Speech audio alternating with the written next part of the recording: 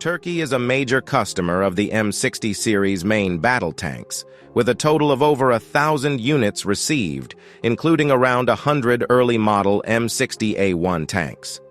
As time passed, the tanks became outdated, and it was not cost-effective to directly replace them with new tanks. The most affordable option was to refurbish and upgrade them, with the 120S main battle tank being an interesting attempt. The origin of the retrofit project was a modification plan proposed by the American company General Dynamics Land Systems in 1999. At that time, the plan was called M60-2000, and it was essentially an upgrade package developed by the company for the overseas market, specifically targeting the refurbishment and upgrade market for the M60 tanks. The project name was later changed to 120S, primarily to meet the retrofit requirements of Turkey, with the 120 referring to the 120mm caliber of the tank's main gun. The 120S mainly involved a head transplant for the M60A1, originally considering replacing the turret with the M60A3 model. This model's turret, in addition to increasing the thickness of the frontal armor, mainly involved the installation of various more advanced electronic devices, such as a new laser rangefinder, thermal imaging sights, and the M21 ballistic computer. But its drawback was still its installation of a 105mm rifled gun, which had relatively weak firepower. It was later changed to replacing the turret with that of the M1A1 main battle tank. As the main battle tank of the U.S. military at the time, the M1A1's protection capability was obviously one level stronger than that of the M60 series, which did not have composite armor. Furthermore, as part of the American tank technology line, the complete M1A1 turret and corresponding hydraulic pumps, gearboxes, and other components could be directly installed without much modification. The main gun was, of course, a bidirectionally stabilized M256A1 120mm smoothbore gun, whose striking power derived from German technology needs no further explanation.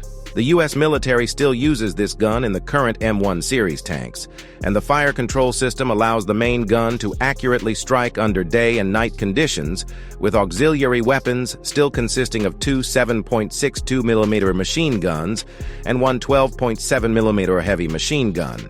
There were differences in the amount of main gun ammunition carried. The M1A1 carried 40 rounds, while the 120S was said to be able to carry 44 rounds, with 36 rounds stored in the turret and the remainder planned to be placed on racks inside the vehicle. In addition to the obvious change in the turret, there were also some changes in the tank's power and running gear. The engine was upgraded to a 1,200 horsepower AVDS 1790 9AR turbocharged diesel engine, greatly increasing the power compared to the M60A1, although the tank's weight also increased from 48 tons to over 56 tons after the upgrade.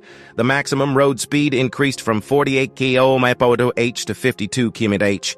The tank's suspension, idler wheels, and tracks could be replaced with models used in the M1A1 as needed. Skirts were added to both sides of the vehicle, and the company also proposed a contingency plan for a liquid gas suspension, while the engine could also be replaced with a German-made diesel engine. In all aspects, the 120S appeared to be a weakened version of the M1A1 tank. The main difference was that the vehicle did not have composite armor, and the significant differences in the power systems led to a considerable difference in maneuverability. However, the overall performance of the 120S was still significantly improved compared to the M60A1. General Dynamics Land Systems only built one prototype of the 120S and brought it to Turkey to participate in the bidding, but unfortunately, it lost to Israel's Sabra 2 program, which later became the M60T tank. The prototype was brought back to the United States by the company and dismantled, and there were no reports of any other countries showing interest in it. The company later abandoned the project and stopped promoting it to foreign markets.